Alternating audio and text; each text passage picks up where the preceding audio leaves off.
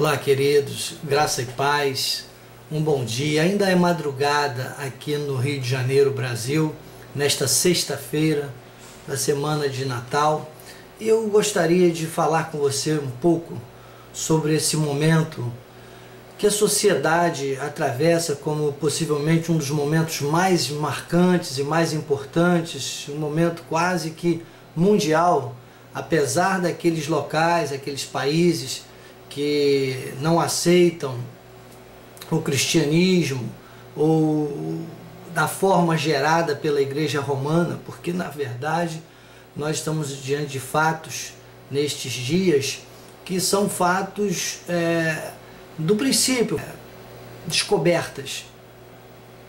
Quando se inicia então a contagem do calendário, e nós hoje podemos dizer, estamos no ano 6012, vamos entrar agora 2012 anos depois de Cristo, existem 4.000 anos antes de Cristo, coisas que com a nossa tecnologia atual já são até questionáveis. Então, o que me leva a refletir nisso tudo é que o importante sabermos que há uma sociedade, há uma política internacional que acaba por se dobrar a esses dias como o grande dia de Natal, e temos um cunho positivo e um cunho negativo. Na verdade, se for observar que neste período as famílias buscam ter mais comunhão, preparam em suas casas uma forma de receber familiares, receber amigos mais especiais, terem comunhão. Isso tudo é coisa que agrada a Deus. E é ideal, né, na vida de cada um que haja essa comunhão. Bom seria se isso fosse diário.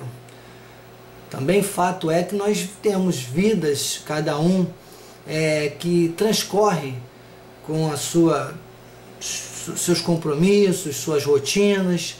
Temos que conquistar, temos que trabalhar, temos cada um que cuidar mais especificamente dos seus compromissos, das suas responsabilidades, cada um com os seus filhos, e fica quase que inviável nós termos esse tipo de comunhão durante todo o ano. Então eu vejo de uma forma positiva o Natal quanto a isso, vejo de uma forma agradável a Deus quanto a esse aspecto de gerar esse desejo de comunhão, de presentear as pessoas, os familiares, agradar. Isso tudo é agradável a Deus. O Senhor, inclusive, quando usa Davi no Salmo 133, ele diz que isso é bom e agradável. Quando os irmãos vivem em união, é algo bom e agradável. E que o Senhor, inclusive, ali ordena a sua bênção para sempre, derrama o seu óleo sobre as orlas do vestido. É como se ele estivesse ali realmente narrando, dissecando que há um momento de derramar da unção, derramar do Espírito, algo que nós hoje já temos realmente no nosso coração, na nossa essência. Então, por que eu venho falar hoje sobre este dia de Natal? Que nós estamos aqui na antevéspera, né? Porque amanhã já é dia 24, então ocorre do dia 24 ao dia 25 a celebração, a ceia, os encontros das famílias. Eu estou aqui para te estimular a fazer isso. Faça isso, é muito legal, é muito importante, é bíblico, mas tenha o seu foco em Jesus. Não se deixe levar pela distorção de valores ou de princípios que, na maioria deles, não norteia a Bíblia Sagrada. A maioria não norteia o que é a palavra. Sequer Jesus deixou gravado exato o dia em que ele nasceu. A Bíblia não relata isso. A Bíblia é um livro de mais de 7.000 promessas. A Bíblia é histórica, ela relata a parte histórica, a parte profética, a parte que, sabe, do nosso dia a dia. A Bíblia fala sobre tudo, mas a Bíblia não aponta alguns detalhes exatamente para evitar o que se faz de uma maneira geral, inclusive em algumas entre aspas, religiões, que é a idolatria. Essa é condenável por Deus. Então temos que ter muita atenção com essa história de consumismo, do capitalismo que acaba sendo gerado por tudo isso. Eu sempre digo que a Bíblia ela tem uma linguagem poética, uma linguagem política e uma linguagem profética. Ou seja, ela tem 3 formas de apresentar a sua linguagem humana para explicar coisas espirituais. Então é importante você não ficar preso a nenhuma delas. Você tem que encontrar um eixo destas 3 visões bíblicas, dessas 3 falas bíblicas com a revelação. E isso você só tem com a meditação na palavra. Uma analogia, por exemplo, como o boi. Ele come e depois ele fica o quê? Ruminando aquilo que ele comeu. A palavra tem que ser assim, você ouve a palavra, você recebe, ou você lê a Bíblia, mas não é só ler, vou ler aqui 1, 2, 3 versículos agora e pronto. Não, você lê a Bíblia e depois você fica meditando, qualquer coisa que você faça. Às vezes você está num ponto de ônibus, às vezes você presencia um acidente, às vezes você está cuidando das plantas na sua casa, algo que eu particularmente gosto muito de fazer, e você ali então está meditando na palavra. Daí vem a sabedoria de Deus. A palavra ela revela a sabedoria de Deus. Não adianta você ficar pedindo, Senhor, dá-me sabedoria, Deus, dá-me sabedoria, se você não meditar na palavra. Então quando você medita na palavra, você tem revelação. Revelação reúne a linguagem poética, política e profética. E faz você ver Deus, faz você sentir Deus e faz você viver Deus. Porque Deus, para viver nesta terra, tem que ser através de você. Foi esse o projeto que ele escolheu. Foi isso que ele revelou ao apóstolo Paulo em Efésios no capítulo 3, versículo 20, quando ele diz, ora, aquele que é poderoso para fazer infinitamente mais, segundo o seu poder que opera em nós. Também quando fala aos Colossenses 1, 27, que Paulo diz, Cristo em nós é a esperança da glória. Então, este Cristo em nós, este poder que opera diariamente, isso é que é a essência do cristão. A essência do cristão não é o Natal. Nós não podemos ficar divididos entre datas, sequer é um sábado que se consagra ao Senhor, muito menos um domingo. É o teu dia a dia. Sabe? É o teu dia a dia, é a tua postura, é você mostrar a razão da sua fé em todos os seus atos, em todos os momentos.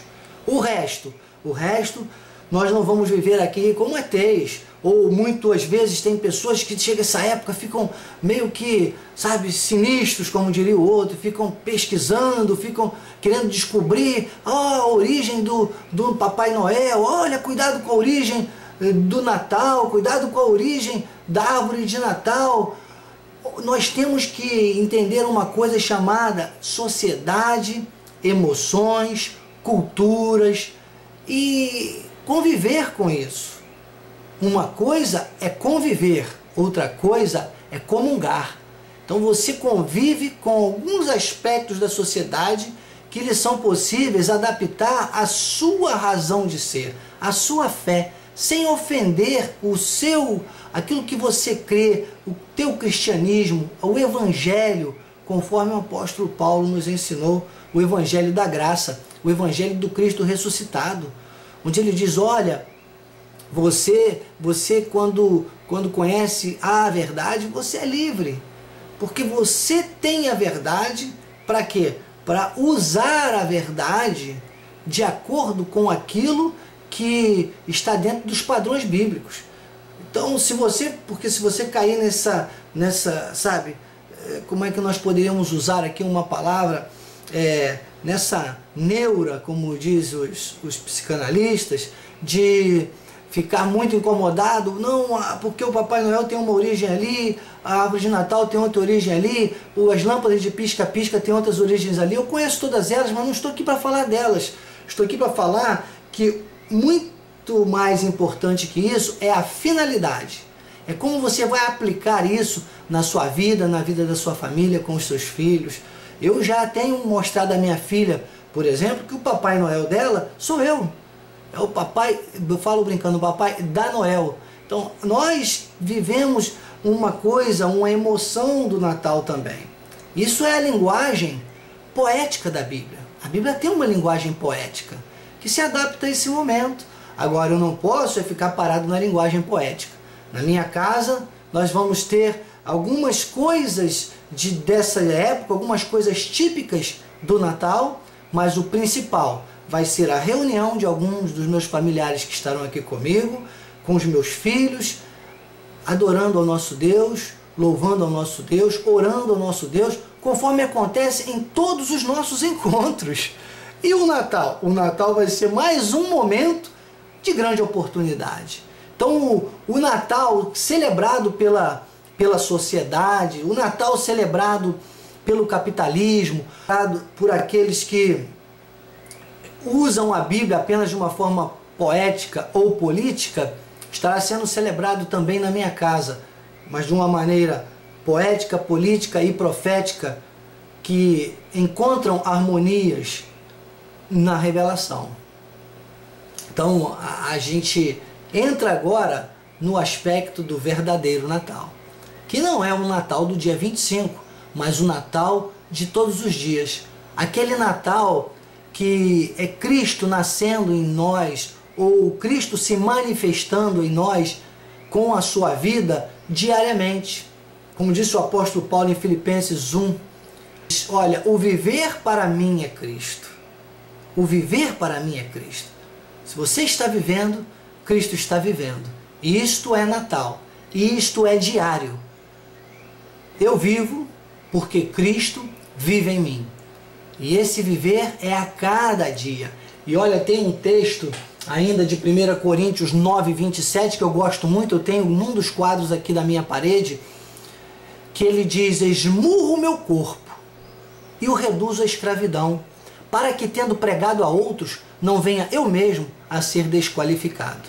Entenda bem, você está diante de um bispo, você sabe, eu sou o bispo Daniel Anacleto, sou um dos bispos de grau 2 da nossa igreja Cristo Vive, nosso querido apóstolo e profeta Miguel Ângelo, nossa bispa doutora Rosana, são os bispos líderes desse ministério, e a quem eu tenho muito carinho, muito respeito, mas eu quero agora falar com você, finalizar nesse momento de uma forma pessoal, colocando para você também que você tem esta responsabilidade, é pessoal, de pregar o Evangelho, de mostrar ao mundo essas verdades da melhor forma que você puder. Deus tem tocado no meu coração para fazer isso através do Facebook, através do meu blog, nos cultos onde eu ministro no nosso ministério, principalmente todas as terças-feiras, às 9 horas da manhã, na nossa sede, ali na Rua Maricá 320, Campinho, Rio de Janeiro. Mas em todos os momentos eu estou meditando na palavra e estou atento e pedindo sabedoria a Deus para que, sempre que necessário, sempre que possível, sempre que seja momento gerado pelo Espírito, eu esteja preparado para fazer Cristo manifestar-se em mim, para que o mundo veja Cristo em mim. Este é o Natal. Este é o verdadeiro Natal. Este é o conselho que eu te dou. Sabe? Viva o Natal cada dia. Viva a essência do Natal. Viva a essência do cristianismo, que é aquilo que o apóstolo Paulo fala aos Efésios, fala aos Coríntios, quando ele disseca e transmite o que é o amor. Quando João fala na sua epístola que diz que Deus é amor. Então, ame, mostre com a tua postura, onde quer que você esteja, que você tem Cristo dentro de você, que Cristo nasce em você, em cada ato, em cada gesto, em cada palavra, em cada silêncio até, que às vezes com o seu silêncio você prega muito mais o Evangelho. Pense sempre que você deve estar conectado 24 horas a essas verdades. E aí, não apenas no dia 25 você vai ter um Feliz Natal, mas em cada dia da sua vida. É o que eu recebo para a minha vida, é o que eu declaro para a sua vida. Você vai ter um Feliz Natal. Esse é o meu desejo, porque sei que este é o desejo do nosso Deus. Tenha sempre em mente Mateus 6,33, em todos os momentos da sua vida. Buscai, pois, em primeiro lugar, o seu reino e a sua justiça, e todas as outras coisas vos serão acrescentadas. Um Feliz Natal todos os dias da sua vida. É o que deseja o seu bispo Daniel Anacleto. Graça e paz.